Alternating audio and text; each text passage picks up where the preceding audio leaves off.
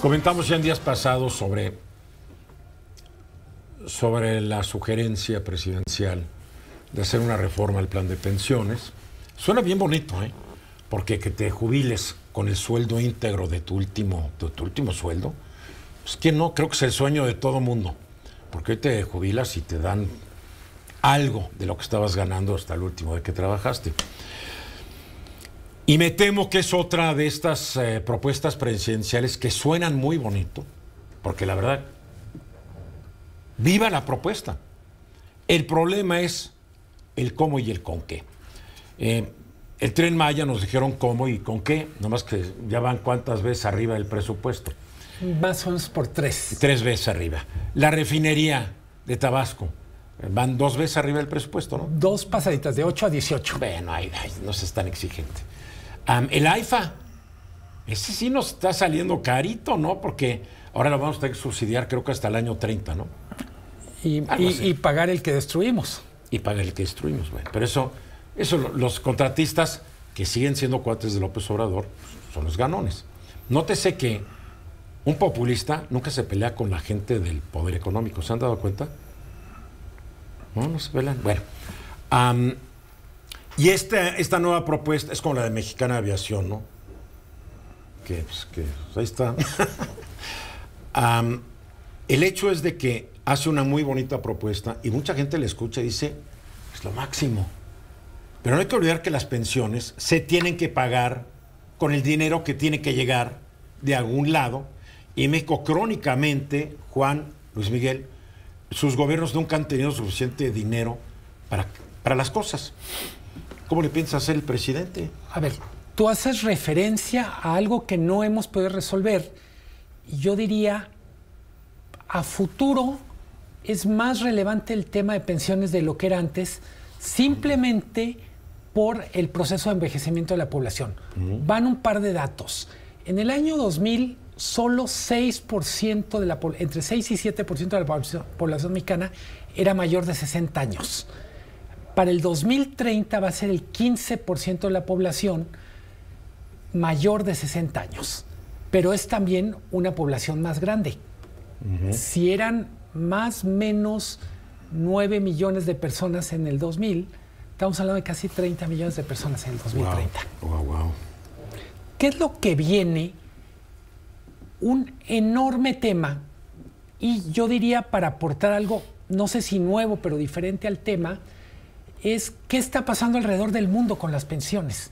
Hay un informe que redacta la OCDE que se llama Una mirada a las pensiones, Pensions at a Glance, y dicen ellos, en los últimos 3 años, del 21 para acá, la mitad de los países de la OCDE han hecho reformas de pensiones. Lo que dice este informe no le va a gustar a muchos, porque además de las preguntas que haces tú, Eduardo, de con qué vamos a pagar, literalmente a quién le vamos a pagar, dicen, la mayoría de los países han optado por aumentar la edad de trabajo para merecer la jubilación. Y en esto de equidad de género, una de las decisiones que me llama la atención es acabar con la brecha entre mujeres y hombres como edad para jubilarse. Durante mucho tiempo se consideraba natural que las mujeres tuvieran derecho a jubilarse, por ejemplo, 5 años antes que los hombres. Todavía algunos contratos colectivos, por ejemplo, electricistas, telefonistas, tratan mejor a las mujeres en cuanto a edad de jubilación.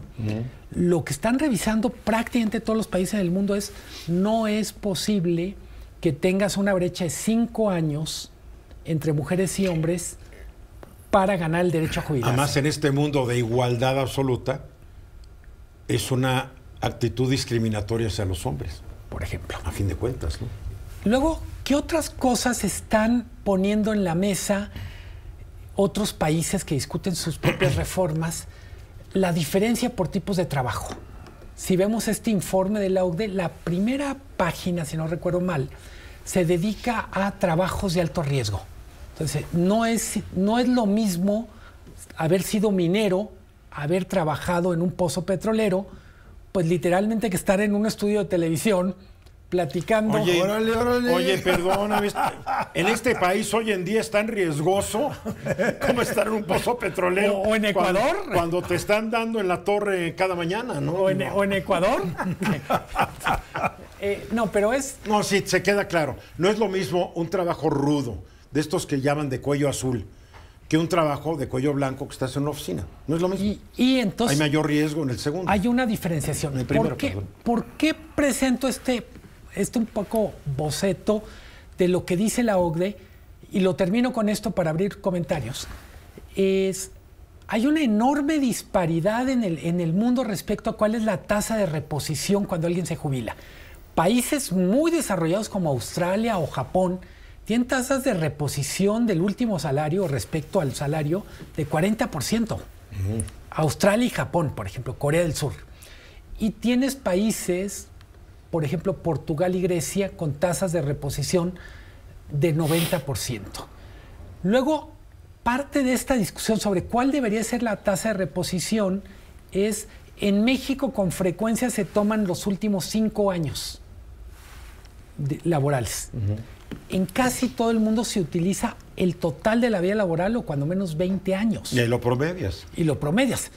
¿Por qué? Porque si tú estás contribuyendo a tu pensión o produciendo para tu país o para tu empresa, pues lo lógico es que se considere toda tu vida laboral para ver cuánto produjiste y no solo el momento en el que alcanzaste tu máximo sueldo y no necesariamente tu máxima productividad. Pero no sé eso también, que en esos países que has mencionado hay como una mayor regularidad del empleo.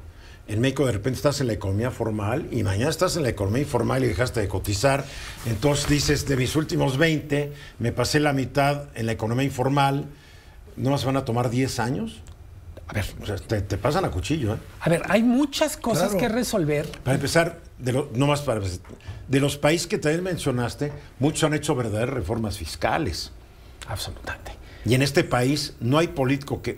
Los últimos presidentes, creo que desde Miguel de la Madrid para acá, les dio miedo hacer una verdadera y profunda reforma fiscal que le dé más recursos al Estado. A ver, tú mencionas lo de la reforma fiscal y estuvo de moda el mes pasado hablar mucho de Argentina, el caso de Milei.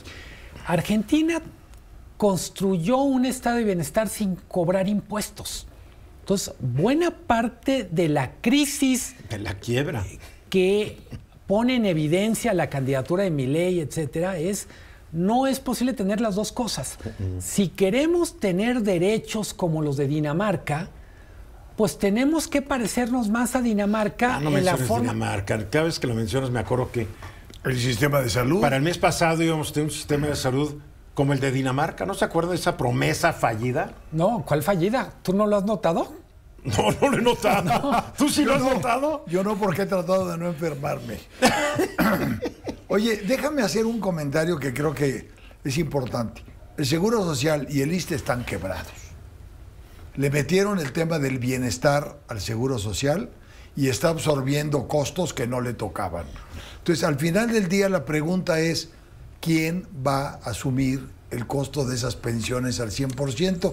Si hoy el Seguro Social y el ISSSTE no están en posibilidad de hacerlo, me queda clarísimo. Tienes totalmente razón y yo añadiría otra cosa. Lo que el presidente puso en la mesa el fin de semana aparentemente solo se refiere a las pensiones para trabajadores del sector formal.